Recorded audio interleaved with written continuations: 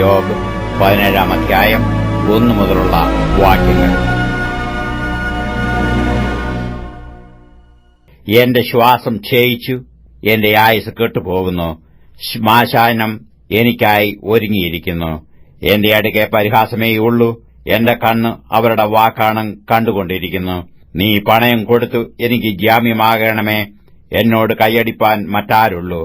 ബുദ്ധി തോന്നാതവണ്ണം നീ അവരുടെ ഹൃദയം അടച്ചുകളഞ്ഞു. അതിനിമിത്തം നീ അവരെ ഉയർത്തുകയില്ല. ഒരുത്തൻ സ്നേഹിതന്മാരെ കവർച്ചയ്ക്കായി കാണിച്ചു കൊടുത്താൽ അവന്റെ മക്കളുടെ കണ്ണ് മങ്ങിപ്പോകും. അവൻ എന്നെ ജനങ്ങൾക്ക് പഴഞ്ചൊല്ലാക്കി തീർത്തു. ഞാൻ മുഖത്ത് തുപ്പേൽക്കുന്നവനായി തീർന്നു. ദുഃഖം ഹേതുവായി എന്റെ കണ്ണ് മങ്ങിയിരിക്കുന്നു.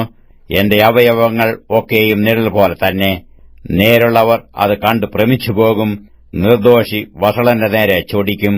നീതിമാനോ തന്റെ വഴിയെ തുടർന്നു നടക്കും. കൈവെടുപ്പുള്ളവൻ മേൽക്കുമേൽ ബലം പ്രാപിക്കും. എന്നാൽ നിങ്ങളെല്ലാവരും മടങ്ങിവരുവീൻ. ഞാൻ നിങ്ങളിൽ ഒരു ജ്ഞാനിയെയും കാണുന്നില്ല. എന്റെ നാളുകൾ കഴിഞ്ഞുപോയി. എന്റെ ഉദ്ദേശങ്ങൾക്ക്, എന്റെ ഹൃദയത്തിലെ നിരൂപണങ്ങൾക്ക് ഭംഗം വന്നു. അവർ രാത്രിയെ പകലാക്കുന്നു. വെളിച്ചം ഇരുട്ടിനേക്കാൾ അടുത്തിരിക്കുന്ന പോൽ ഞാനോ പാതാളത്തെ എന്റെ വീടായി പ്രതീക്ഷിക്കുന്നു. ഇരുട്ടിൽ ഞാൻ എന്റെ കിടക വിരിച്ചിരിക്കുന്നു. ഞാൻ ദ്രവത്വത്തോട് നീ എന്റെ അപ്പനെന്നും പുഴുവിനോട് നീ എന്റെ അമ്മയും സഹോദരിയും എന്നും പറഞ്ഞിരിക്കുന്നു. അങ്ങനെയിരിക്കെ എന്റെ പ്രത്യാശ എവിടെ? ആർ എന്റെ പ്രത്യാശയെ കാണും? അത് പാതാളത്തിന്റെ ഓടാമ്പലുകളോളം ഇറങ്ങിപ്പോകുന്നു. പൊടിയിൽ ഒരുപോലെ വിശ്രാമമുണ്ടാകും.